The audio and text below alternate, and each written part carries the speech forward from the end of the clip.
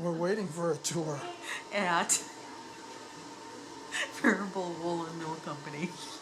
I don't know what's in there. She's been laughing all morning. We are standing in a piece of American history that has been around since Abraham Lincoln was the president.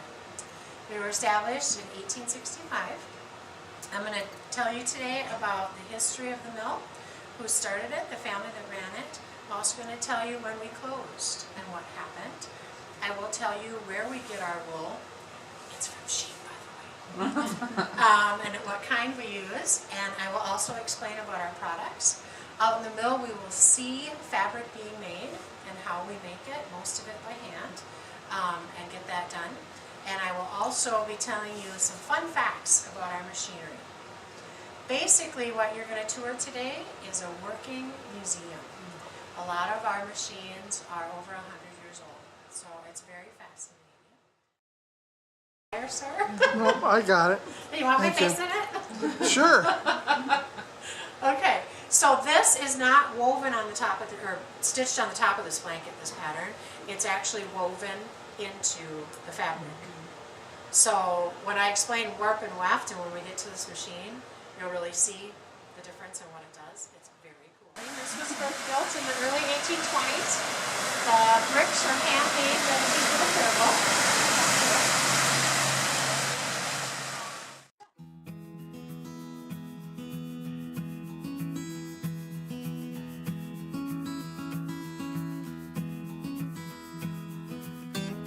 You may find some vegetable matter, otherwise known as hay.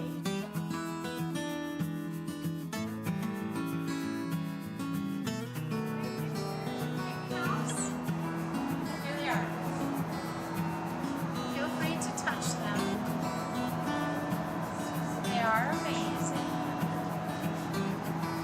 Okay, so carding. Carding is the process of taking that wool and tying. This machine goes back to 1914. We have yarn And then we were told its sisters go back to the 1920s. So this is combing the wool. You can see those little like needles on the wheel. Then it goes up that conveyor belt and comes down on this one. And then it gets combed again on this wheel. And the process goes all the way down the aisle. over there. Spinners. To spin it. So this is what you see women doing when they're spinning thread, is they're pulling from a skein. Yes. And Getting to spinning this inside. part and then spinning. Yep, exactly. So the technician is going to take this lock, right here, there's a little lock. I didn't touch it. All right, that's what it feels like. So that's what we're going to make fabric.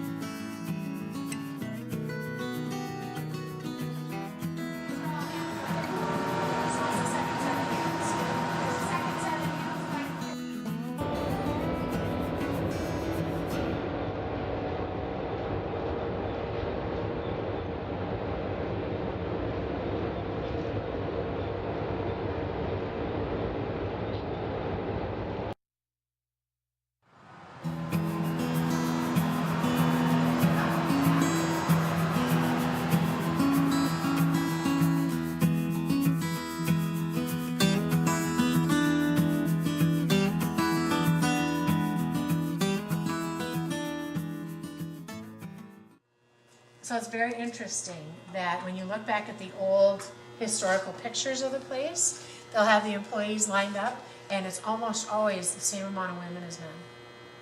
So the jobs here, talk about equal opportunity employer. So I'm looking at this army blanket, 1940. You know, that kind of stuff interests me because Dad was in World War II. This blanket came from here. They make all the military contract blankets. I think that's so cool. Going back to, World War I.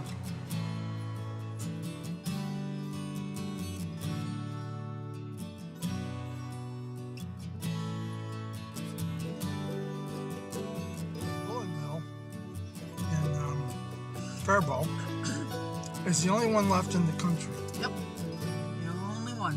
So, a few years back there were 2 of them left.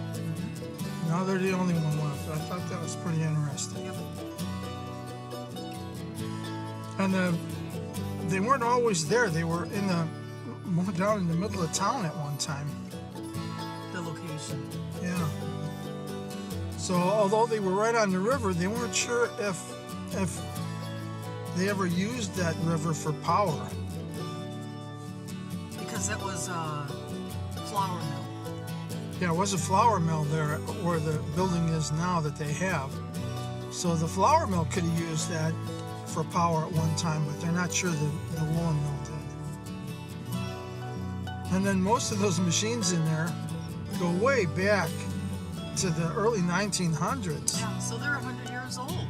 Yeah, so they were telling the story that whenever they would see another woolen mill going out of business, they would go out and buy all of the excess machines, so they had all these parts. So when you walk through this place, there's parts all over the place that they can still use on these machines in order to keep them running. So we had a great trip and a great tour guide.